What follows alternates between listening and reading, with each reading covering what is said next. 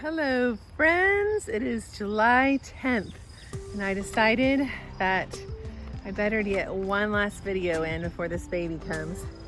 She's due in 11 days, but I have a feeling she's gonna come before then.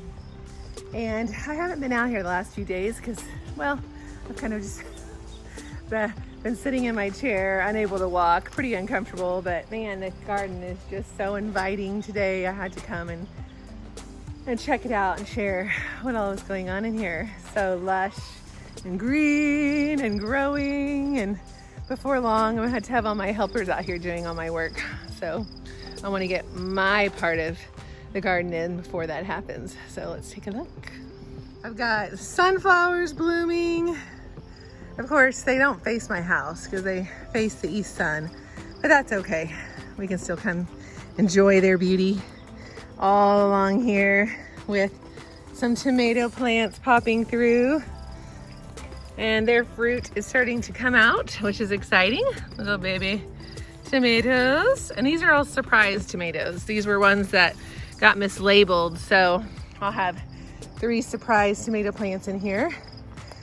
And then the brassicas are still hanging in there, and I've got some heads forming over here on these cabbages, which is really exciting. I think they definitely are benefiting from the shade. Yes, the chickens say hello. Hello, girls. They benefit from the shade from this run for sure. So it's fun to see some heads forming. I've got all these volunteer morning glories that are starting to make their presence known, doing exactly what I wanted them to do, climbing up these fences and covering the trellises, and they look really beautiful. And I'm pulling the last of the garlic out today because I'm gonna have this baby in a week, and I don't want to be out here doing it then or trying to send my kids out to get these prepped. So there's the rest of the garlic. Half of it's already dried and cured in the garage, and there's the rest of it. Whoop, see? I still missed some. That's so funny. Here, these little scapes kind of let me know that, oh yeah, we've got a couple more here. And these are smaller ones that somehow washed down and grew in the rocks there. That's okay. They'll still be good. Let's just check all this out. Whoa. All these brassicas are huge. They're so big. They come up to above my knees. And I've got sunflowers back here. Whoops. Sunflowers coming in.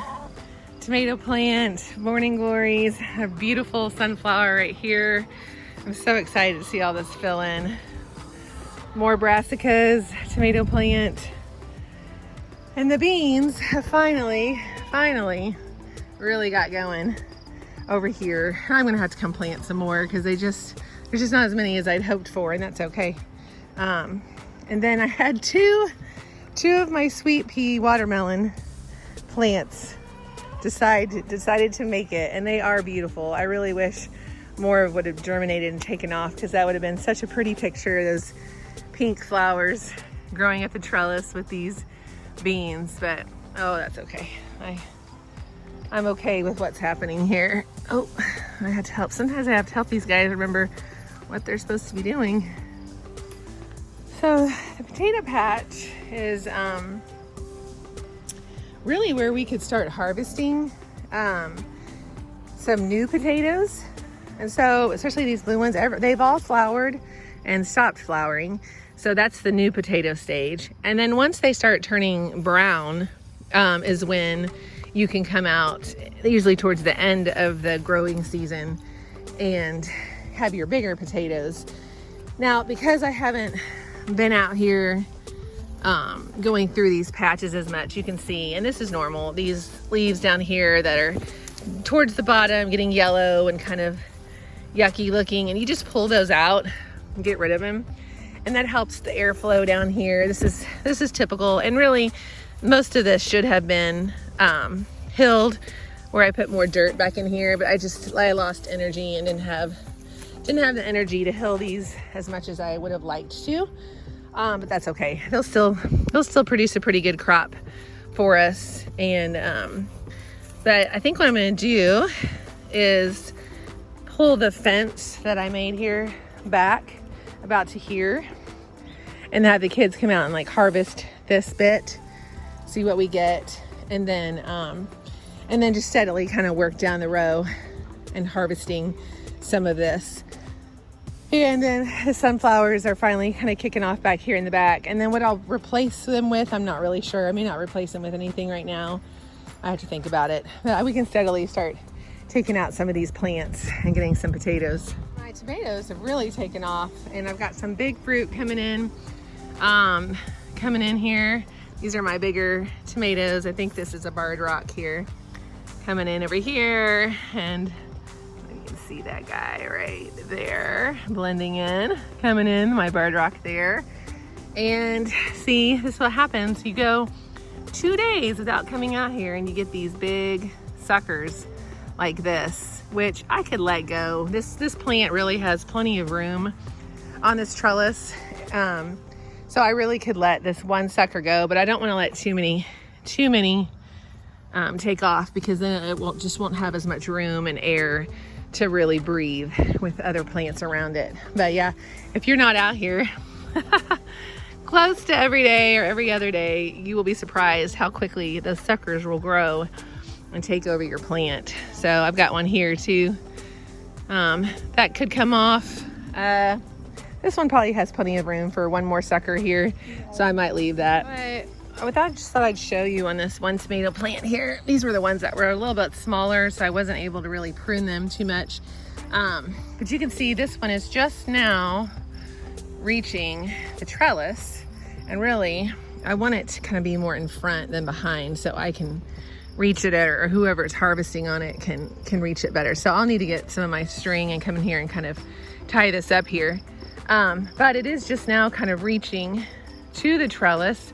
So when that starts happening, I want to come down here and trim off some of these bottom branches here, because this will help with airflow, like I've mentioned before. Try to see if you can see what I'm doing in here.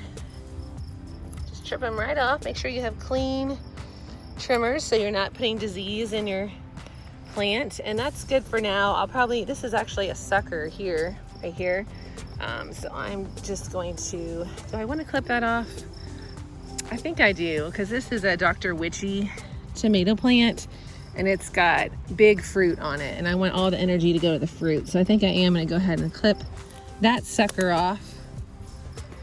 And see, now I have this nice long stem, and all the energy will be going into the fruit. And see, there's another little sucker that's come up right here, so I'm going to clip that one off, because I really want the energy to go into the main branch and the flowers that are coming off of that.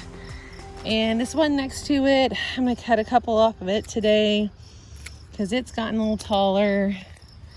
It's looking okay here. It's got a big sucker on it as well. So I think I'll leave this sucker back in here, right here. Here's the main branch, but I think that one's got room to have that. And then I'm just going to come and kind of tie this right here so they go nice and straight and have plenty of room to grow. Cut some branches off over here. And then these little guys that were getting, growth was stunted by all those borage plants in here, they are finally taking off. And they've got all these little branches down here at the bottom that I'm just going to pick off with my fingers. And so that the growth will really go towards the top of the plant now that it actually has a nice solid top on it. And it's nowhere near the top of the trellis. So this guy by far, as I said from the very beginning, is my most prolific grower. It's the Mexican midget cherry tomato, which I love. And it is huge and tall, almost as tall as I am at this point. You know, there's a couple others down the road catching up to it. But what I wanted to show you is how I've pruned this from the get-go to keep it from getting too wild, because cherry tomatoes can really get wild, the plant itself. So as you can see, I've cut the stem there all the way down. I've cut all these branches off as it's continued to get bigger up to this first fruiting branch here. I've left these two here just for protection. And I mean, mainly for protection. I've just left these and left these, and eventually we'll maybe cut those off as I harvest these. And then all the way up, I've just continued to prune out the suckers right in here, so that all we have is this main branch. Now, originally in one of my other videos, I showed you that this right here, this sucker got away from me, but I was okay with that because this plant has lots of room to grow out to the side here. So I'm letting this one go over here, and then this main branch right here is going this way. And I've just continued on both of these branches to cut all the suckers out anywhere they're growing, because it will get crazy big and really hard to manage, and more energy will go into the branches than into the actual fruit. So that is how I'm managing all of my tomato plants, but especially these cherry tomato plants that can get out of hand really quick. So I'm just letting this one have two main branches because it's got plenty of room, and then keeping all the suckers trimmed off and anything below that first fruiting branch. It's my eggplant. It's looking good. Looking really nice and healthy. Got some fruit coming in here. And in here, got a nice flower over here. Just saw my first tomatilla. Right there, little baby tomatilla. Yay. So that means that it's gotten cross-pollinated, and all these little yellow flowers will eventually become tomatillas. So here's its little friend over here. And so they've got plenty of room to grow right here in this space next to Merritt's sunflower that has continued to surprise and woo us. Back in here, my early determinate tomatoes have got some big fruit on them all down the row here. I don't know if you can see that one. All down in here, look at all that, woohoo! So those will be ripening real soon. And I don't prune the determinate plants unless their bottom leaves are starting to look yellow or dingy. I'll cut the bottom ones off, but I don't prune suckers on these. I don't really do much pruning at all because they're determinate tomatoes, and they have a determined height and a determined amount of fruit. So if you prune too much at all, then you're really, really limiting how much your plant can produce. And that's a totally different situation than all the other indeterminate tomato plants that I've got in the garden. So I just prune off the bottom leaves that are looking kind of sad. So here we are in the circular garden, and as you can see, the squash have really decided to come out and play.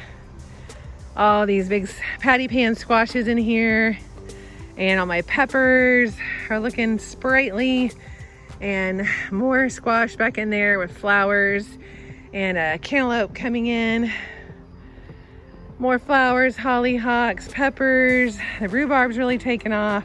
I love this garden. I love the circular aspect of it.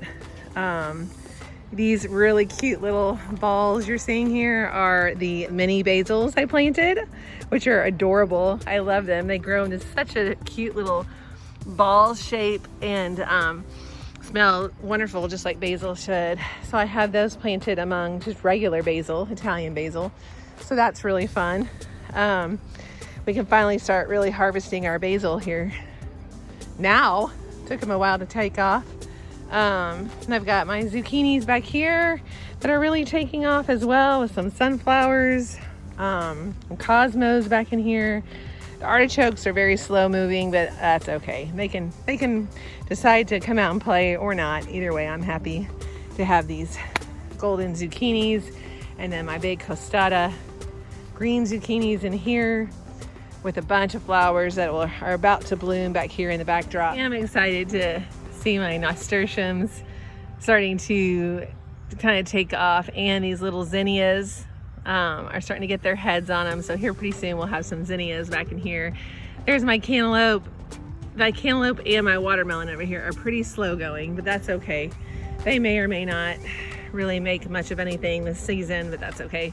I at least wanted to give them a chance to come out and play. And now I've just kind of completely lost my path here. Because these squash plants will be taking over soon. But aren't they beautiful? I mean, really, I think squash plants are just so beautiful. So I just took a little took a little minute and sat here in my chair. Just took all of this in. It's so beautiful.